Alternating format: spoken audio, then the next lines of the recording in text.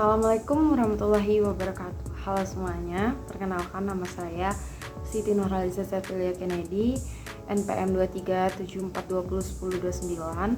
Saya dari Prodi Hukum. Di sini saya ingin membuat tugas video untuk memenuhi mata kuliah hukum acara pidana.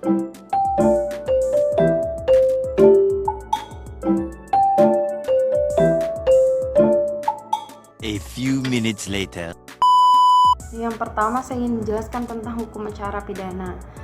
Hukum acara pidana atau HAP adalah keseluruhan peraturan yang mengatur tentang tata cara penyelesaian perkara pidana mulai dari penyelidikan, penuntutan, pemeriksaan di pengadilan, sampai hingga eksekusi. Menurut para ahli seperti menurut Bambang Purnomo, hukum acara pidana adalah seperangkat peraturan yang berkaitan dengan pelaksanaan hukum acara pidana dan dalam arti luas adalah seperangkat peraturan yang menerapkan hukum acara pidana beserta ketentuan-ketentuan hukum lainnya. Peraturan-peraturan terkait lainnya dalam arti yang sangat luas itu bergandengan tangan dengan ketentuan tentang alternatif jenis pidana. Menurut Simon, tugas hukum acara pidana adalah mengatur bagaimana negara dengan perlengkapannya menggunakan kewenangannya untuk menghukum kejahatan dan menjatuhkan hukuman. Tujuan hukum acara pidana yang pertama itu untuk menegakkan keadilan dan kebenaran. Yang kedua, untuk melindungi hak-hak warga negara. Yang ketiga, mencegah dan menanggulangi kejahatan. Yang keempat, menjaga ketertiban masyarakat. Sejarah perkembangan hukum acara pidana. Yang pertama, pada masa era kolonial tahun 1602 sampai 1942 berlaku hukum acara pidana Belanda. Yang kedua, ada era kemerdekaan tahun 1945 berlaku hukum acara pidana Republik Indonesia. Yang ketiga, tahun 1951 diberlakukan Kitab Undang-Undang Hukum Acara Pidana dan KUHAP yang masih berlaku. Yang keempat, tahun 1981 diberlakukan KUHAP nomor 8 tahun 1981. Yang terakhir ada era reformasi tahun 1998, perubahan KUHAP dan peraturan terkait. Sumber hukum acara pidana yang pertama itu ada Kitab Undang-Undang Hukum Acara Pidana atau yang dimaksud dengan KUHAP nomor 8 tahun 1981. Yang kedua, Undang-Undang nomor 2 tahun 2002 tentang kepolisian. Yang ketiga, Undang-Undang nomor 16 tahun 2004 tentang kejaksaan. Yang keempat, peraturan pemerintahan dan peraturan menteri. Yang kelima, jurisprudensi atau putusan pengadilan. Lalu di sini saya ingin menjelaskan lagi tentang prinsip-prinsip hukum acara pidana. Yang pertama, prinsip legalitas, yaitu tidak ada tindakan pidana tanpa dasar hukum. Yang kedua, prinsip kegiatan.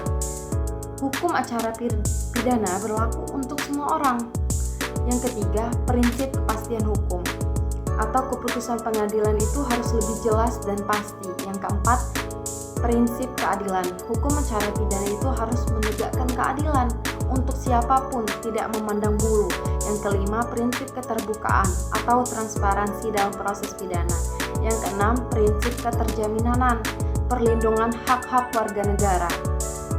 Terus di sini saya ingin membahas tentang alat-alat bukti dalam hukum acara pidana di Indonesia. Yang pertama itu ada keterangan saksi, keterangan yang diberikan oleh saksi yang hadir di pengadilan.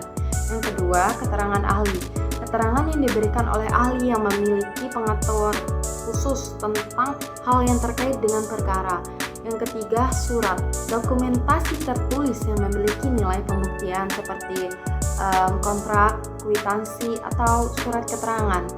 Yang keempat, keterangan tertulis, dokumen yang dibuat oleh pejabat yang berwenang seperti laporan polisi atau keterangan dokter itu menjadi bukti dalam hal keterangan tertulis. Yang kelima, benda atau bukti.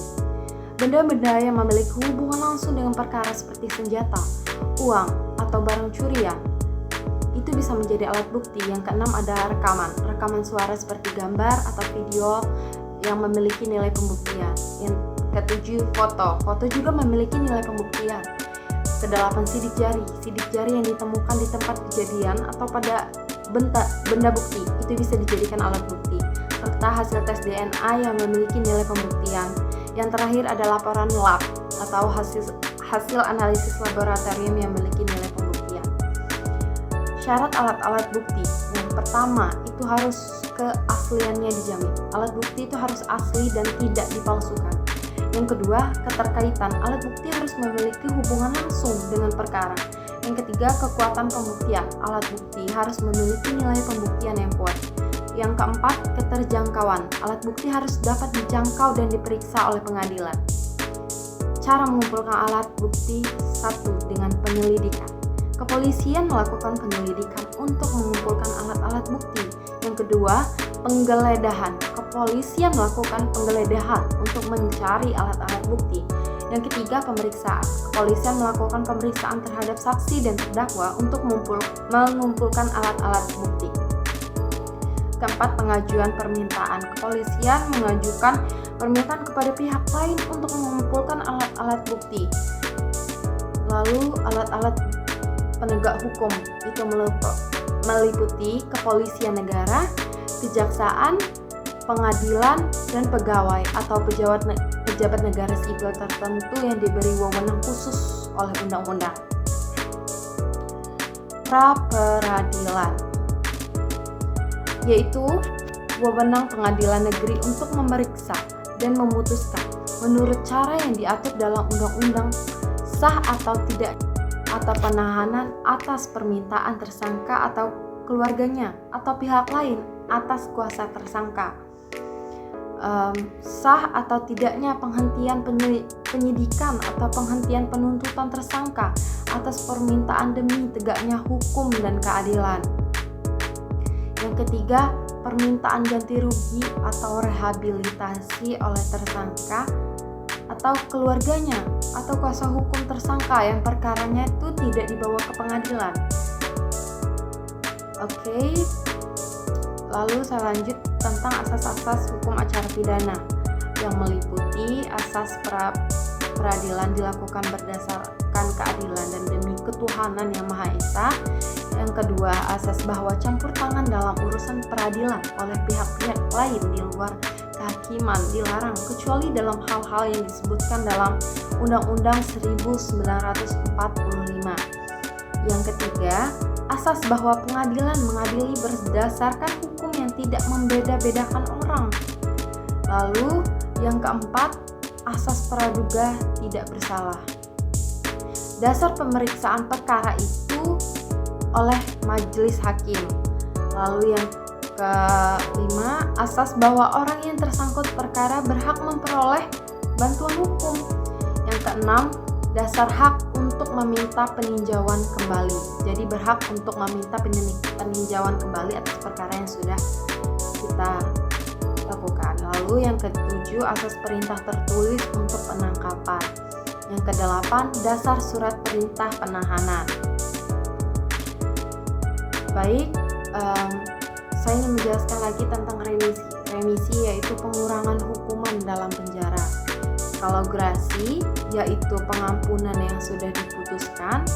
Abolisi itu pengampunan orang yang disangka melakukan tindak pidana sudah ditangkap dan dibebaskan.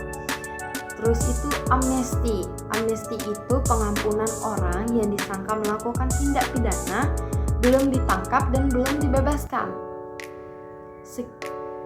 Lalu rehabilitasi yaitu pengembalian nama baik. Petunjuk yaitu perbuatan, kejadian, atau tindakan yang karena penyesuaiannya baik antara yang satu dengan yang lain maupun dengan tindak pidana itu sendiri menandakan bahwa telah terjadi suatu tindak pidana dan siapa pelakunya.